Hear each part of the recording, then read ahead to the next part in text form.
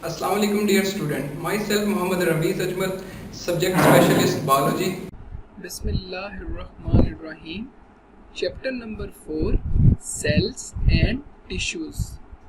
Topics of our lecture are cytoskeleton, cell organelles like nucleus and ribosomes.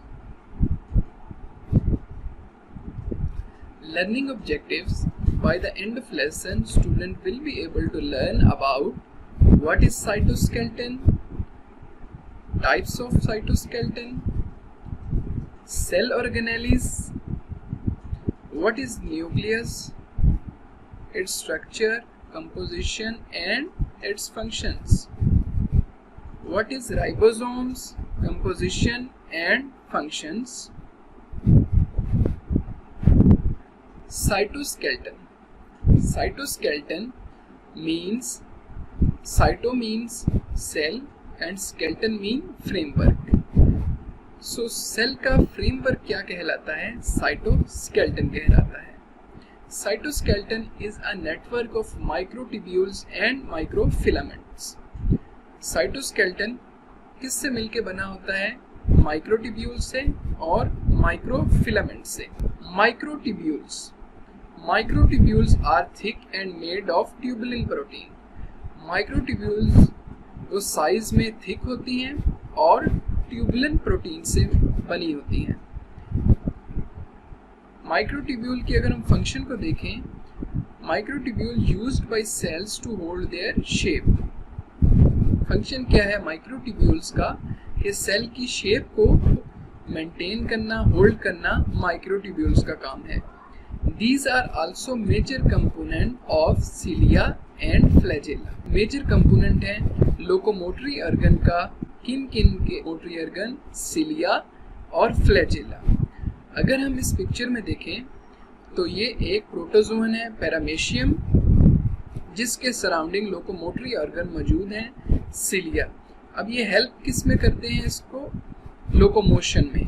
और cilia की अगर हम composition की बात करें तो वो माइक्रोट्यूब्यूल से मिलके बनी होती है. जबकि इस पिक्चर को देखें हम तो ये क्या है? फ्लैजेला है और इसकी कंपोजिशन भी क्या है? ये भी माइक्रोट्यूब्यूल से मिलके बनी होती है. फंक्शन इनका क्या होता है? लोकोमोशन में हेल्प करना. सेकंड है microfilament. Microfilament are thinner and are made of actin protein. Microfilament की अगर हम बात करें तो ये थिन होती हैं and made of actin protein. और किससे मिलके बनी होती हैं? एक्टिन प्रोटीन से. They help cells to change their shape और सेल मूवमेंट्स. इसके फंक्शन की बात करें तो फंक्शन इसका क्या है? सेल की शेप को चेंज करना या सेल मूवमेंट में हेल्प करना. शेप को चेंज करने में कौन हेल्प करते हैं? माइक्रोफिलामेंट हेल्प करते हैं. Let us understand with the help of picture. अगर हम माइक्रोट्यूब्यूल को देखें तो ये माइक्रोट्यूब्यूल्स हैं सेल के अंदर, उनका साइज क्या है? थिक है. जबकि माइक्रोफिलामेंट को देखें तो इनका साइज जो है वो क्या है? थिन है. और माइक्रोट्यूब्यूल्स किससे मिलके बनी है? हमने डिस्कस किया, ये ट्यूबुलिन प्रोटीन से मिलके बनी है. जबकि माइक्रोफिलामेंट्स जो हैं वो एक्टिन प्रोटीन से मिलके बने हैं. अगर हम इनके अल्ट्रा स्ट्रक्चर को देखें तो ये अल्ट्रा स्ट्रक्चर ऑफ माइक्रोट्यूब्यूल्स हैं, जो कि किस टाइप ऑफ स्ट्रक्चर को शो कर रहा है? ट्यूब लाइक स्ट्रक्चर को शो कर रहा है. जबकि माइक्रोफिलामेंट को देखें तो माइक्रोफिलामेंट जो है वो फिलामेंटस अपीयरेंस जो है वो दे रहा है.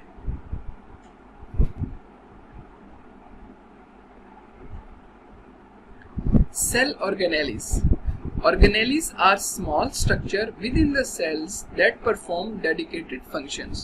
Organelles की बात करें तो ये क्या है? Special type of small structures होते हैं जो कि डिफरेंट फंक्शंस को सेल के अंदर परफॉर्म करते हैं.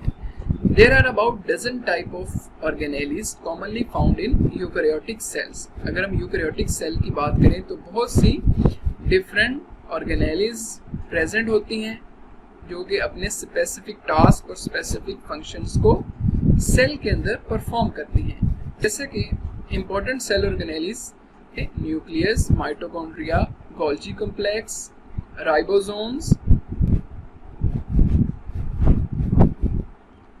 फर्स्ट ऑफ ऑल न्यूक्लियस का अगर हम देखें, a prominent well defined small round and membrane bound nucleus occur in eukaryotic cell. Nucleus को अब देखें इस पिक्चर में, प्रोमिनेंट वेल डिफाइंड राउंड और मेम्ब्रेन बाउंडेड स्ट्रक्चर होता है जो कि यूकैरियोटिक सेल में मौजूद होता है। और इसके फंक्शन की बात करें तो function control cell growth and reproduction as it contains cell as hereditary material. अगर हम इसके फंक्शन को देखें तो सेल की ग्रोथ को कंट्रोल करना और फिर रिप्रोडक्शन में हेल्प करना। रिप्रोडक्शन में किस तरह हेल्प करता है, क्योंकि इसके अंदर हेरिडिटरी मटेरियल होता है, और हेरिडिटरी मटेरियल कौन सा, जिसको हम डीएनए कहते हैं, डीऑक्सीराइबोन्यूक्लिक एसिड, जो कि क्या बनाता है, क्रोमोसोम्स को बनाता है। और क्रोमोसोम क्या है, हेरिडिटरी मटेरियल है। तो इससे हमें पता चलता है कि जो सेल का बेसिक कंट्रोल सेंटर है वो कौन सा है, वो न्यूक्लियस है। अगर हम होल बॉडी की बात करें तो उसका कंट्रोल सेंटर क्या है, ब्रेन है। तो हम सेल को देखें तो सेल का कंट्रोल सेंटर कौन सा है, वो न्यूक्लियस है, और इसने ही कंट्रोल करना होता है बाकी अदर ऑर्गेनेलिस के फंक्शन को भी, और फिर सेल ग्रोथ को भी एंड सेल डिवीजन को भी, जब सेल ने डिवाइड होना होता है तब भी।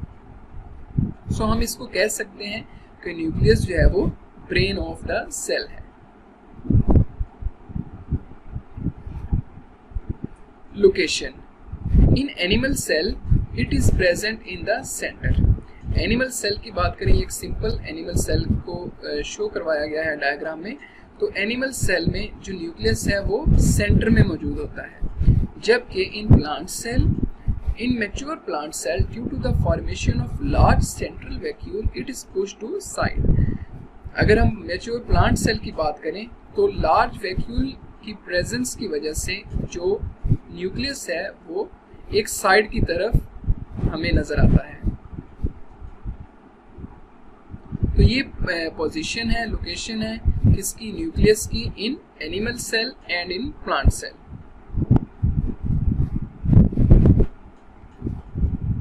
न्यूक्लियस कंपोजिशन की बात करें, इसके स्ट्रक्चर को देखें तो न्यूक्लियस जो है फर्स्ट ऑफ ऑल उसमें क्या आता है, nuclear envelope.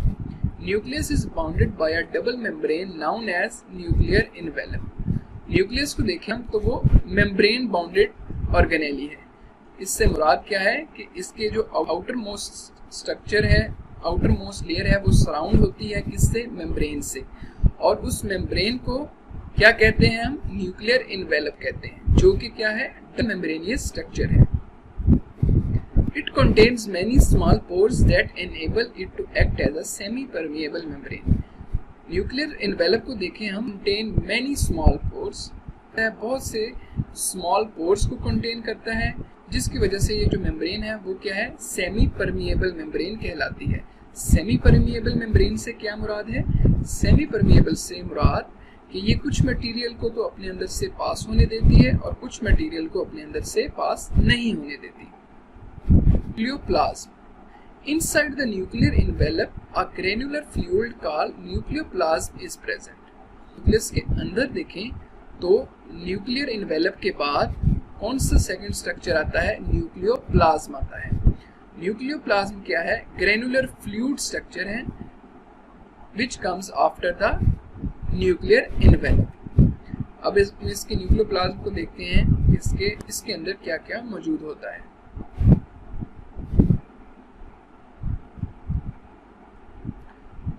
Nucleoplasm contain one or two nucleoli, singular nucleolus and chromosomes. Nucleoplasm की बात करें तो इसके अंदर क्या मौजूद होता है, सिंगुलर न्यूक्लियोलस। अगर एक से ज्यादा मौजूद हैं तो फिर हम उनको क्या कहेंगे, न्यूक्लियोलाई कहेंगे। और सेकंड इसमें क्या मौजूद होते हैं, क्रोमोसोम्स। न्यूक्लियोप्लाज्म के अंदर फर्स्ट ऑफ ऑल न्यूक्लियोलस मौजूद होता है और सेकंड क्या मौजूद होते हैं, क्रोमोसोम्स। अब ये जो क्रोमोसोम्स हैं ये किस फॉर्म में मौजूद होते हैं, इनको हम आगे देखेंगे कि ये थ्रेड लाइक स्ट्रक्चर की फॉर्म में प्रेजेंट होते हैं इन द न्यूक्लियोप्लाज्म, और इस थ्रेड लाइक स्ट्रक्चर को हम क्या नाम देते हैं, क्रोमैटिन का नाम देते हैं। इसको हम आगे देखते हैं।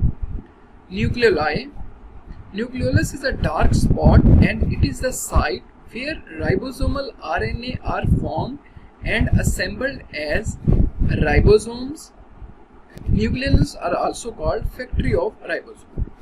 अगर हम न्यूक्लियोलस को देखें तो ये क्या है, एक डार्क स्पॉट है in the nucleoplasm of the nucleus where ribosomal RNA are formed, जहाँ पे ribosomal RNA बनते हैं और ये असेंबल होके क्या बनाते हैं, राइबोसोम्स को बनाते हैं। और राइबोसोम्स जो हैं वो हम उनको आगे देखेंगे कि राइबोसोम का फंक्शन क्या होता है। राइबोसोम का फंक्शन प्रोटीन सिंथेसिस में हेल्प करना या प्रोटीन की फॉर्मेशन होता है। तो हम न्यूक्लियोलस को फैक्ट्री ऑफ राइबोसोम्स भी कह सकते हैं, क्योंकि जो न्यूक्लियोलस है वहाँ पे राइबोसोम्स बनते हैं और फिर ये जो पोर्स की मदद से कहाँ जाते हैं, साइटोप्लाज्म में जाते हैं। या तो ये फ्री फॉर्म में होंगे, आगे हम देखेंगे, और या तो ये अटैच फॉर्म में सेल के अंदर हमें नजर आएंगे। नेक्स्ट है chromosomes. They are in the form of fine thread like structure known as chromatin. हमने डिस्कस ऑलरेडी किया कि जो थ्रेड लाइक स्ट्रक्चर्स मौजूद होते हैं न्यूक्लियोप्लाज्म के अंदर, उनको हम क्या नाम देते हैं, क्रोमाटिन का नाम देते हैं। और जब ये थ्रेड लाइक स्ट्रक्चर कंडेंस होते हैं तो फिर ये क्या बनाते हैं, क्रोमोसोम्स को बनाते हैं। और क्रोमोसोम्स जो हैं वो किससे मिलके बने होते हैं, डीऑक्सी राइबोन्यूक्लिक एसिड और प्रोटीन से मिलके बने होते हैं। मिशन क्या है, डीएनए एंड प्रोटीन है। Chromosome are visible only during cell division. Visibility की बात करें इनकी क्रोमोसोम्स की, तो ये सिर्फ और सिर्फ सेल डिवीजन में हमें प्रोमिनेंट या वाजिया नजर आते हैं। जबकि रेस्टिंग फेज में जब सेल डिवाइड नहीं कर रहा होता तो उसमें ये क्रोमाटिन की फॉर्म में हमें नजर आते हैं। क्रोमाटिन क्या है, थ्रेड लाइक स्ट्रक्चर है। और जब सेल ने डिवाइड करना हो तो फिर हमें ये क्रोमोसोम की फॉर्म में, जो कि कंडेंस फॉर्म है किसकी, क्रोमाटिन की, उस फॉर्म में हमें नजर आते हैं। Prokaryotic nucleus. Prokaryotic nucleus do not contain prominent nucleus. Prokaryotic nucleus अगर हम इस पिक्चर में देखें तो एक सिंपल प्रोकैरियोटिक सेल है, उसके अंदर कंपोजिशन को देखें तो जो उसका न्यूक्लियस है वो मेम्ब्रेन बाउंडेड नहीं है, और जो उसका हेरिडिटरी मटेरियल है डीएनए वो एक्चुअली साइटोप्लाज्म के अंदर ही सबमर्ज्ड है। Chromosome is made of DNA only and submerged in the cytoplasm. जो क्रोमोसोम है वो सिर्फ और सिर्फ डीएनए से मिलके बना होता है। किसका, प्रोकैरियोटिक सेल है उसका क्रोमोसोम सिर्फ और सिर्फ डीएनए से मिलके बना होता है। जब कैरियोटिक सेल है उसका जो क्रोमोसोम है वो डीएनए और प्रोटीन से मिलके बना होता है। ये डिफरेंस आप लोगों ने याद रखना है। And submerge in the cytoplasm, और जो इसका न्यूक्लियस भी इनमें वेल डेवलप नहीं होता, यानी मेम्ब्रेन बाउंडेड न्यूक्लियस प्रोकैरियोट्स में प्रेजेंट नहीं होता। तो ये दो डिफरेंसेस याद रखने हैं न्यूक्लियस के हवाले से, प्रोकैरियोटिक के और यूकैरियोटिक के। कि प्रोकैरियोटिक न्यूक्लियस जो है वो सिर्फ और सिर्फ डीएनए से मिलके बना होता है, जबकि यूकैरियोटिक न्यूक्लियस जो है वो डीएनए प्लस प्रोटीन होता है। देन है ribosome are tiny granular structure. Ribosome की बात करें तो ये टाइनी ग्रैनुलर स्ट्रक्चर हैं, दाने नुमा स्ट्रक्चर होते हैं सेल के अंदर। की लोकेशन की बात करें सेल के अंदर, इधर फ्लोटिंग फ्रीली इन साइटोप्लाज्म। हमने ऑलरेडी डिस्कस किया कि राइबोसोम्स वो दो फॉर्म में सेल के अंदर एग्जिस्ट करते हैं, या तो वो फ्रीली फ्लोटिंग फॉर्म में साइटोप्लाज्म में मौजूद होंगे सेल के अंदर, या वो बाउंड टू एंडोप्लाज्मिक रेटिकुलम, या वो एंडोप्लाज्मिक रेटिकुलम से बाउंड होंगे, अटैच होंगे। फ्री फ्लोटिंग राइबोसोम को अगर हम देखें तो ये राइबोसोम जो है सेल के अंदर फ्री फ्लोटिंग फॉर्म में हमें नजर आ रहे हैं। जबकि अटैच फॉर्म में देखें तो रफ एंडोप्लाज्मिक रेटिकुलम के साथ जो है वो राइबोसोम, ये स्मॉल जो है ग्रैनुलर टाइनी ग्रैनुलर स्ट्रक्चर हमें नजर आ रहे हैं। तो ये राइबोसोम एंडोप्लाज्मिक रेटिकुलम के साथ अटैच होते हैं। तो ये दो फॉर्म है राइबोसोम की सेल के अंदर एग्जिस्ट करती हैं। First of all free floating ribosomes and second है attached ribosomes. Eukaryotic ribosomes slightly larger than prokaryotic ones. ये स्लाइटली लार्जर इन साइज होता है प्रोकैरियोटिक राइबोसोम की निस्बत। स्ट्रक्चर को अगर हम देखें, made up of almost equal amount of proteins and ribosomal RNA. Structural composition ribosome की वो क्या है, प्रोटीन और राइबोसोमल आरएनए से मिलके बना होता है। Not bound by membrane and are also found in prokaryotes. और ये मेम्ब्रेन बाउंडेड स्ट्रक्चर या ऑर्गेनेली भी नहीं होती, इसलिए ये प्रोकैरियोट्स में भी प्रेजेंट होता है। फंक्शंस की बात करें तो राइबोस के लिहाज से वो क्या है कि ये हेल्प करता है प्रोटीन सिंथेसिस में। These are actually the sites of protein synthesis. अब प्रोटीन जो है वो जरूरी क्यों होती हैं? Protein synthesis extremely important to cells, so large number of ribosomes are found in cells. Cell ने जितनी भी एक्टिविटी करनी होती है वो प्रोटीन बेस्ड होती है, तो इसलिए जो है वो सेल के अंदर राइबोसोम्स जो है वो लार्ज अमाउंट में प्रेजेंट होते हैं। दिस इज राइबोसोम सब यूनिट। अब राइबोसोम बेसिकली दो सब यूनिट से मिलकर बना होता है। एक को हम नाम देते हैं लार्ज सब यूनिट और दूसरी को स्मॉल सब यूनिट। और ये मिलके क्या बनाते हैं? राइबोसोम को बनाते हैं। और हमने ये देखा कि इसकी स्ट्रक्चरल कंपोजिशन क्या होती है, protein plus ribosomal RNA. Function क्या है राइबोसोम का? Protein synthesis. और जब प्रोटीन सिंथेसिस सेल के अंदर प्रोटीन की जरूरत नहीं होती, तब जो है ये डिसोसिएट हो जाते हैं, एक दूसरे से अलग हो जाते हैं और सेपरेटली एग्जिस्ट करते हैं सेल के अंदर। सारी की सारी ने एक्चुअली कि किस वक्त प्रोटीन बनानी है, किस वक्त प्रोटीन नहीं बना, इंस्ट्रक्शन न्यूक्लियस इन्हें दे रहा होता है।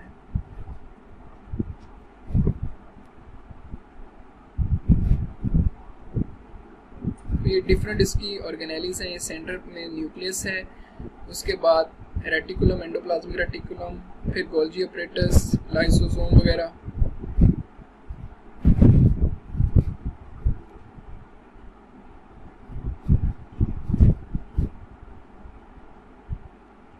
तो ये था आज का हमारा टॉपिक। और असेसमेंट को देखते हैं कि हमने जो टॉपिक पढ़ा उसमें क्या क्या इंपॉर्टेंट चीज़ें हैं जो कि आप लोगों ने याद रखनी है। सबसे पहले important terms for MCQs.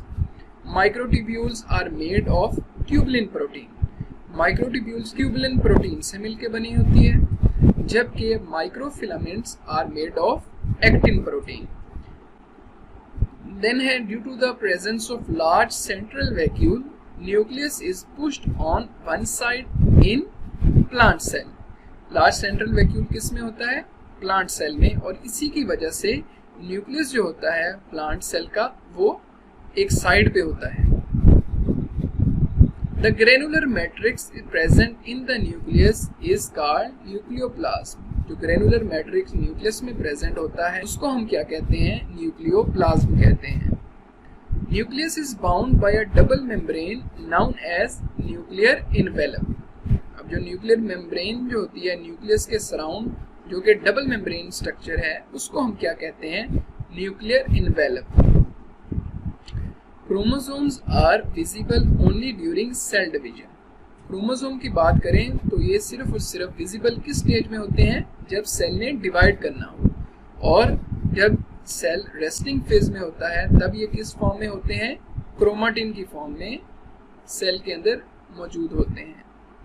Prokaryotic chromosome is made of DNA only and is submerged in cytoplasm. जो प्रोकैरियोटिक क्रोमोसोम है वो सिर्फ और सिर्फ डीएनए से मिलके बना होता है, जबकि यूकैरियोटिक जो क्रोमोसोम है वो डीएनए प्लस प्रोटीन होता है।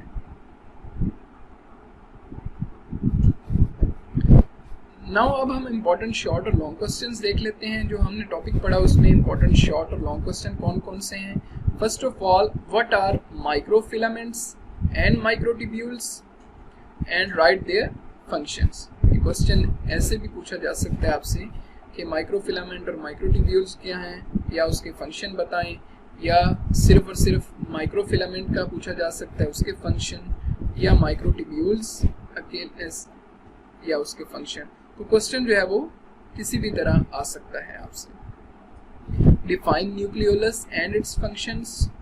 न्यूक्लियोलस क्या है? न्यूक्लियोलस हमने डिस्कस किया कि डार्क स्पॉट होता है, डार्क रीजन होता है न्यूक्लियोप्लाज्म के अंदर, और इसका फंक्शन क्या होता है? एक्चुअली ये राइबोसोम की फॉर्मेशन करता है। देन है क्वेश्चन हमारा define ribosome and its function. Ribosomes क्या है? टाइनी ग्रेनुलर पार्टिकल्स हैं, और इनका फंक्शन क्या है? These are actually the sites of protein synthesis. Long question में देखें तो लॉन्ग क्वेश्चन इंपॉर्टेंट है इस टॉपिक में। What is nucleus? Right its composition, structure and functions. Nucleus क्या है? उसकी स्ट्रक्चरल कंपोजिशन और उसका function. Describe structure and functions of ribosomes. तो राइबोसोम क्या है, उसके स्ट्रक्चर और उसका फंक्शन क्या है, तो इनको हमने आज के टॉपिक में डिटेल कंप्लीटली स्टडी किया। तो ये था आज का हमारा टॉपिक। उम्मीद करता हूँ आपको आसानी से समझ आ जाएगी इंशाल्लाह। थैंक यू एंड अल्लाह हाफिज़।